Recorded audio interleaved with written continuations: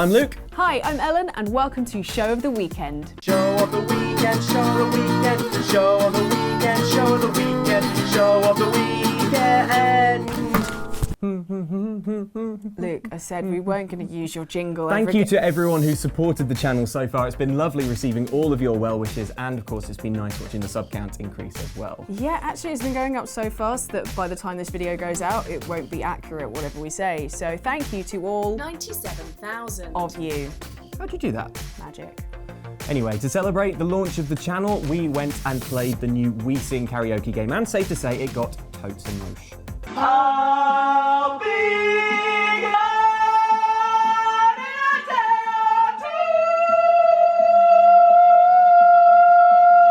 Sounding a bit pitchy. Luckily, Andy came along to join in the celebrations. hit me, baby, one more time. Yeah, in fact, Andy was really into it, wasn't he? Baby, I compare you to a kiss from a rose on the grey. Ooh, the more I get of you, the stranger it feels. not even in the game. Yeah, shut up. Now that your rose is in bloom, a light hits the gloom on the grey. Don't join in. Don't join in.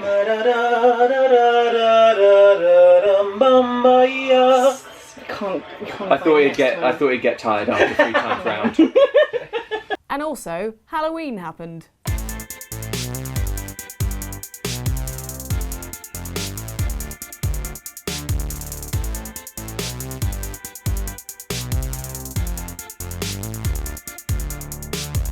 Oh, that was Halloween! Oh, okay, that makes much more sense. But Luke, weren't you in costume? Yeah. Costume.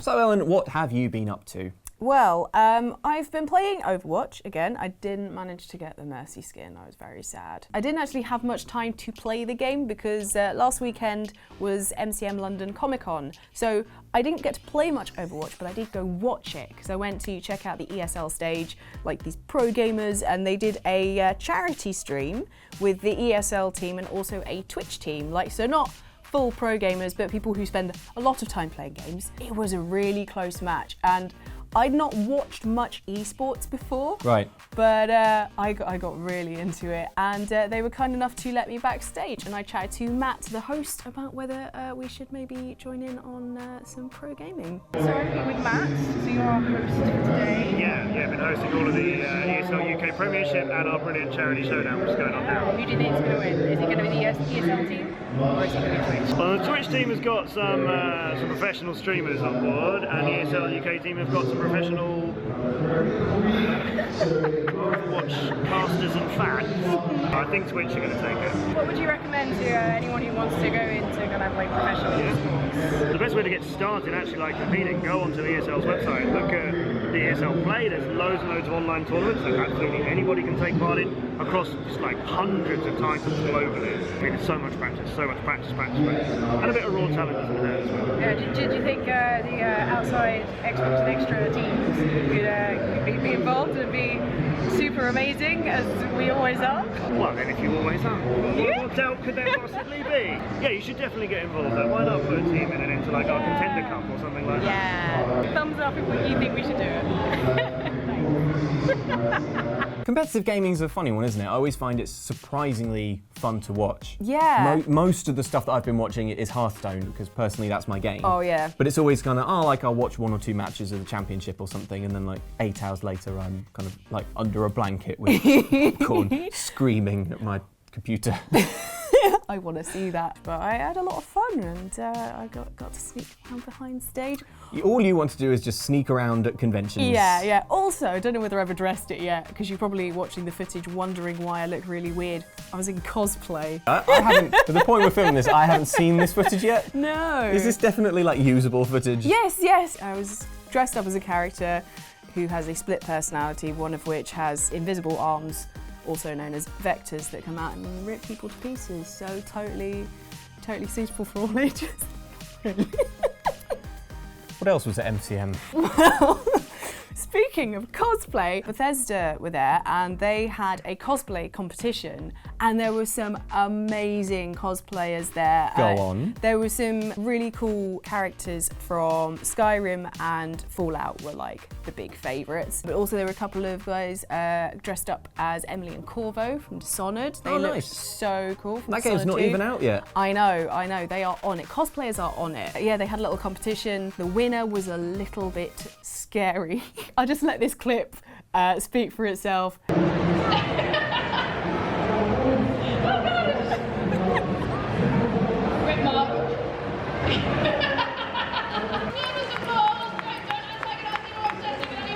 There was also a little area that I found a load of steampunk stuff. Yeah. Which was really cool. So there was like a steampunk BB-8 and like Darth Vader helmet and stuff. There was so much cool stuff. There was, you know how they have bear rugs? Oh yeah, yeah. Like the flat ones. There was Yeah. one that was an Ewok. Okay. It just had an amazing face. Sure, it'll make more sense with the visual. But what have you been playing? What have I been playing? Oh, Ellen, what a question. Where do you start? Where do you start? Where to begin? No, I've been playing Skyrim Special Edition. Last weekend, the big releases were Titanfall 2 and Skyrim Special Edition, and I had them both. And I played Skyrim all the way through already, so I kind of dutifully picked up Titanfall. I was like, I'm playing Titanfall, fine, because it's new. And I sort of played it for like a couple hours, and I was like, yeah, it's good. Now let's try Skyrim. I've just been loving it. I have quite a bad habit in massive RPG style games of just sort of ignoring or not really paying very close attention to the lore. I'm kind of like, you know, just skip the text screens, just give me the mission. When do I get the sword? When do I get the dragon? You know, and I know that's not good. I know that. I can see from your shaky Yeah, hands. I read everything. Well, bully for you, but some of us are busy. Point is, I'm trying to make amends. So this time when I go through, I'm trying to get involved, I'm trying to read it, and actually I'm finding that the game makes way more sense if you actually read. Surprise! You read all actually pay attention. I don't know if you guys know this, but there's this whole like war and like Civil War rebellion thing. It's kind of hidden. It's like a sort of, you wouldn't know it just if you were just sort of playing. Easter egg. Yes, like that's a hidden Easter egg. It's consuming the entire continent. Yeah, but it's not. It doesn't. It's literally the intro of the game. Yeah, but yes, but like you might, for example, be too busy looking around at the mountains. Clearly, this is a long, unskippable section. Go make a cup of tea, come back. Good. Now I'm running away from a dragon.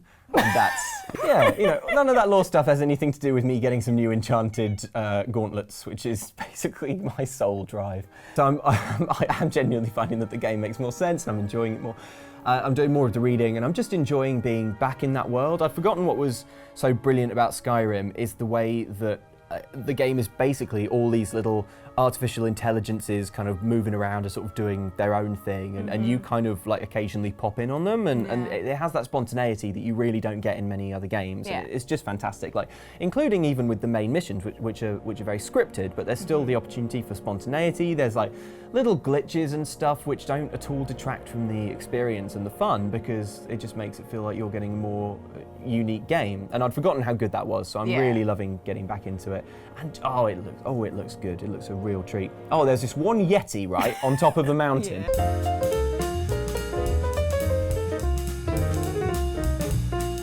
And when I played it through the first time, I hadn't saved in ages, and I found that Yeti, and he sort of like pushed me off a cliff, and I died, and I had to go like back basically to the beginning of the game because I hadn't saved in so long. And so yeah.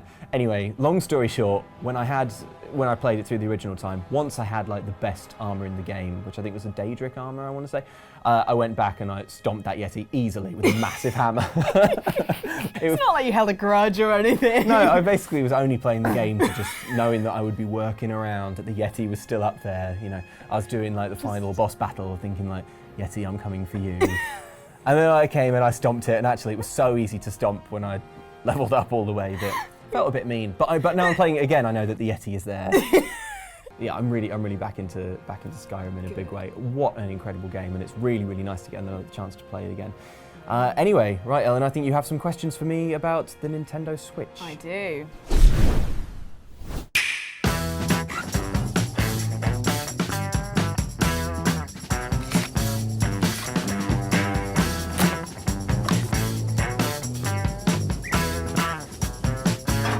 Okay, so a couple of weeks ago, Nintendo announced their upcoming console, the Switch. And I've got a few themed questions for you, Luke. I know you're a big Nintendo fan. I am, yeah. So let's see how many of these that you will get right. Okay, so question 1. Okay. In the trailer, we saw titles such as a 64-esque Mario, the new Zelda, Mario Kart. Which game are you most looking forward to playing on Switch? Honestly, I would have to say the 64-esque Mario. I feel a bit weird saying that because the Zelda games are the best games I've ever played, and I ideally love Zelda, but they can be quite tough and they're quite a huge kind of like time and story commitment. So whenever I finish a Zelda game, I feel great that I did it like a champion. But if I'm honest, when I'm in the moment and I'm playing, for me, nothing beats kind of classic Mario platforming. So that is my answer, and I don't care if you don't like it. Do you like it though? It's actually a trick question. The answer is Skyrim on a plane, obviously. Anyway, question 2. The left side of the brain is the logical side, and the right side of the brain is the creative side. Oh my god, okay. Okay, with this in mind, pun intended, which Switch controller will you lose first? As in like if the bit on the left of it or the bit on the right of it. Okay, the obvious answer I guess would be I would lose the left side. No, I would lose. I would lose. No, yeah. I would lose the right side first because logically I'd remember the left, and it's logical to not lose things. But maybe I'd be better at finding creative solutions for the right-hand side of the console. The actual answer is both, because I'm going to come around to your house and hide them to mess with you. Oh man, I think that both sides of my brain have failed. Total brain failure. That's your gift to me. Okay, question 3. We all know Luigi as Mario's Luigi, loved, but often overlooked brother. But when making him as a companion to Mario, why did Nintendo decide to dress him in green?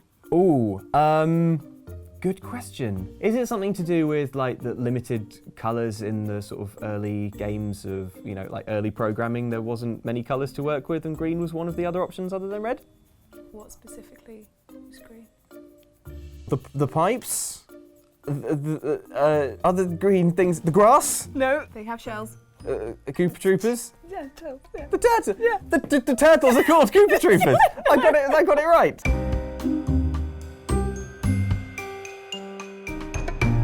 They just made them the same colour as the turtles, just because it was another colour. Can't be blue, because then he'd blend into the sky and he'd just be a face.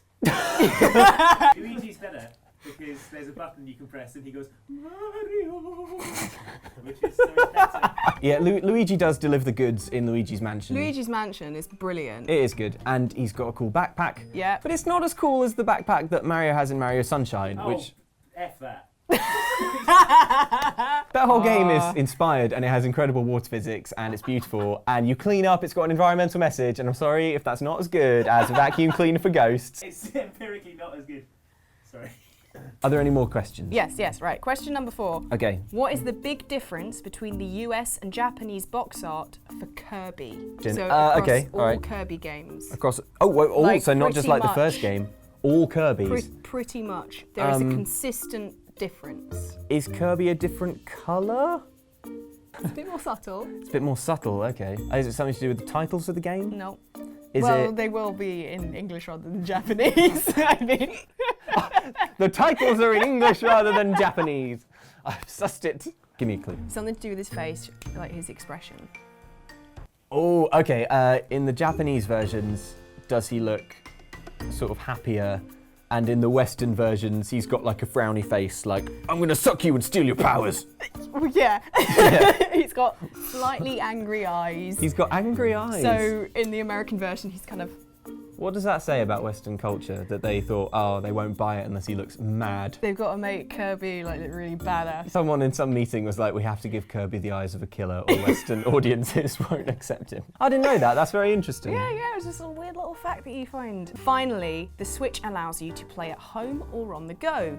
With this in mind, where do you think you'll be playing the Switch most? Is it A, with your basketball pals under an overpass after a great b-ball match, or B, with your friends at a rooftop party opposite your flat after they interrupted your gaming session by screaming at you from across the road instead of just calling you. Okay, so I get what you're getting at with this question. Yeah. It's that the trailer for the Switch had some extremely niche and very, very unlikely scenarios in which isn't how any real people do anything or live. I'm going to be playing it in my living room in my pajamas.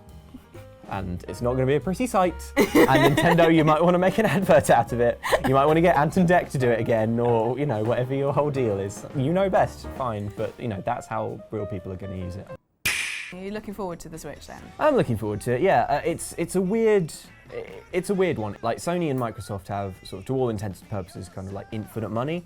And, you know, they have all those resources, and Nintendo can't really necessarily compete on a sort of just purely trying to make a more powerful, cheaper console, because it doesn't have, you know, like boring things like supply chain control and stuff like that. So Nintendo they basically have no choice but to do something a bit different and a bit weird. And I like the look of this one. There are loads of questions.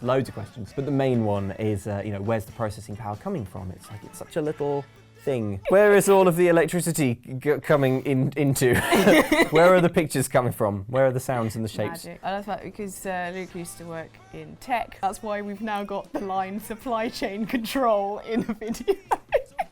Look, if you want to know why technology is the way it is, supply chain control is usually the answer. Might not be cool, might not be Kirby with an angry face. Anyway, those were all the questions. I feel you answered them very well. Let's see what you guys have been saying in the comments. In last week's show, we discussed Titanfall 2, while elsewhere on the channel, we got our Halloween on, forcing arachnophobe Ellen to rank the scariest video game spiders and freak the fudge out playing Resident Evil 7 beginning hour. That wasn't there before we started. It wasn't there before we did it, no. It's what they've done is they've done it on purpose, Ellen, to scare us. But you guys have been really chatty too. Nicholas Cross says, hi guys. Luke, glad to see that you're over your zombie-itis. Ellen, Mike and Andy were just mean in your arachnophobe piece. Sadly, later on, that kitten was eaten by spiders. You should make them pay.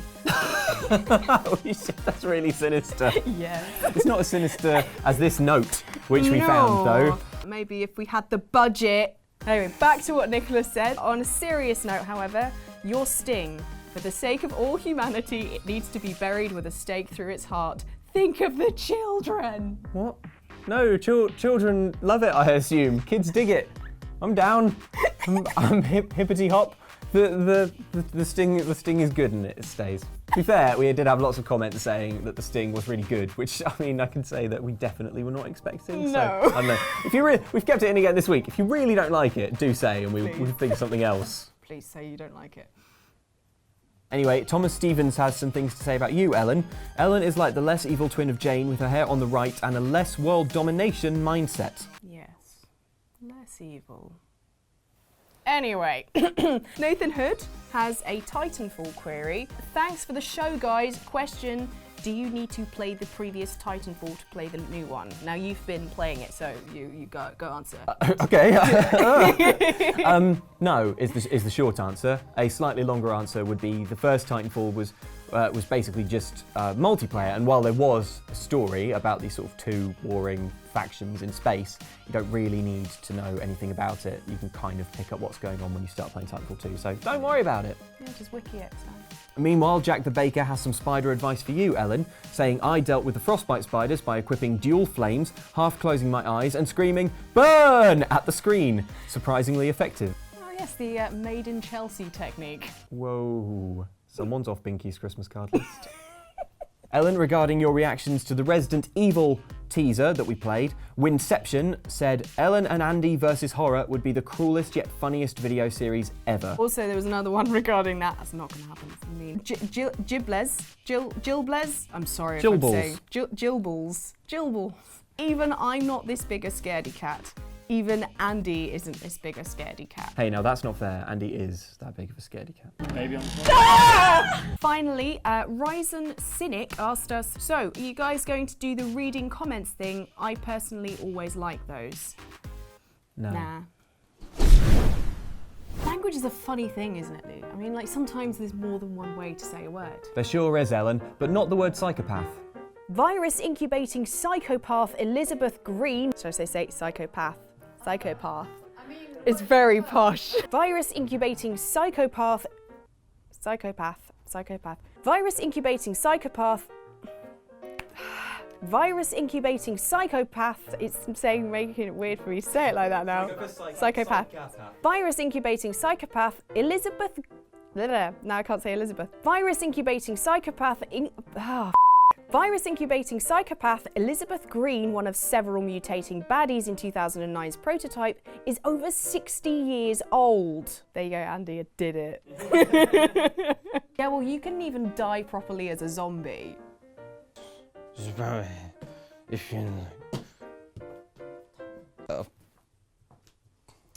Yes, Ellen, but there was another phrase that you struggled with recently, wasn't there? Command and Conquer's faithful rendering of Soviet Premier Anatoly Chudenko. Such as Command and Conquer's faithful rendering of Soviet Premier Anatoly Chudenko. Such as Command and Conquer's faithful rendering of Soviet Premier Anatoly Chudenko. Said it, but not very well. It's because I know it's coming, and then I'm just like panicking. Such as Command and Conquer's faithful. Russian is hard, okay? That's not Russian, Ellen, it's just a Russian name. Anyway, we only included that clip so that we could feature Tim Curry's performance in Command & Conquer. Space! You know who loves Tim Curry? Andy. But then, you know, I've been busy today too.